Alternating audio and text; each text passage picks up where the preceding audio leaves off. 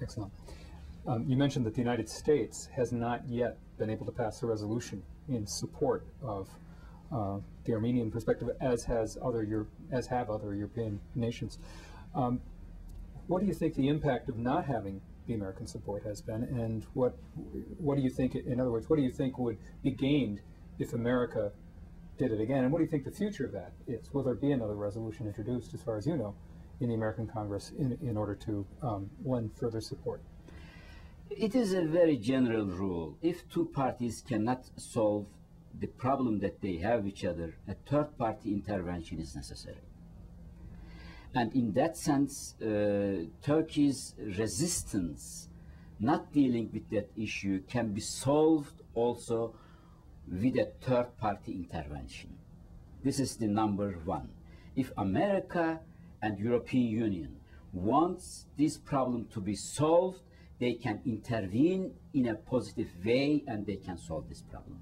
But the issue is, the question is, how should this intervention seen? How should America should intervene?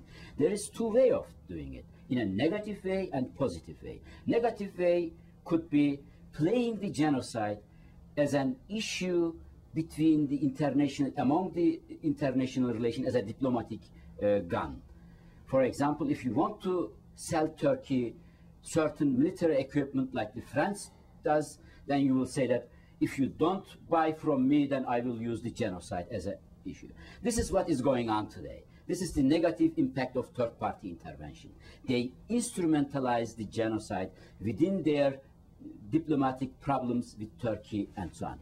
But there is another way also dealing with it, to use this as a positive factor. This means try to bring Turkey on table, to establish the Truth and Reconciliation committees, to bring Turkey to deal with that issue in an open way, and to acknowledge the genocide on their congresses, not only on their congresses.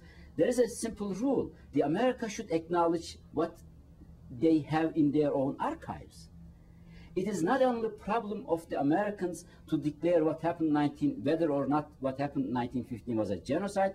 The question is whether or not America held the documents that he has in its own archives reliable or not. Or the Germany, we have the same problem with Germany too. Today, the most reliable sources on 1915 are in American and German documents. They should first acknowledge that the truth and the truth in their own archives. And the second way is to bring Turkey openly discuss with this issue in Turkish society and to support the Turkish democratization movement. This is a part of democracy movement in Turkey, and the question is very simple, whether America or Europe wants a Turkey be a democracy or not. If they really want a democratic Turkey, if they really want Turkey to be part of the Western Europe or the Western democracy, they should intervene in a positive way that Turkey openly discuss this problem in Turkey, and it should be happen. This is the way, I think, that they should deal with that issue. Let me ask you a really simplistic question that I've just been puzzling over. I'm still not completely clear why this had to happen and why they're in denial. Let's start with what you've just been talking about and then work backwards. Why has the Turkish government not been willing to simply acknowledge what happened and put it behind them and move forward and gain in world stature because of it? I mean, they would only gain in respect, I would think, from other nations had they 40 years ago, or even back at the time when they had the war crimes, the sort of show trials that they had. If they had embraced that more fully and continued on a track of acknowledging that they had done something wrong, much as Germany has done, and Germany's re-entered as a world power again because they've put all of the mistakes of World War II behind them by way of acknowledging them. So now what's kept Turkey from taking that pathway, do you think?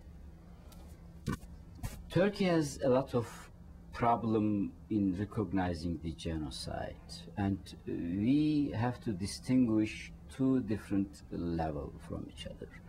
One is the psychological reasons, and the other are the material reason.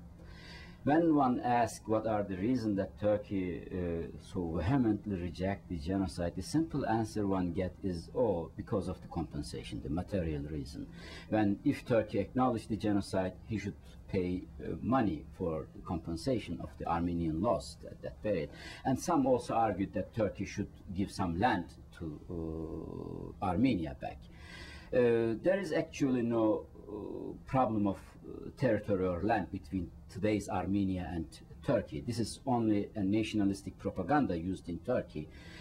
The basic problem is, in that sense, compensation. Turkey should come to term. If Turkey comes to term with its past and acknowledge the genocide, then it should compensate the Armenian losses.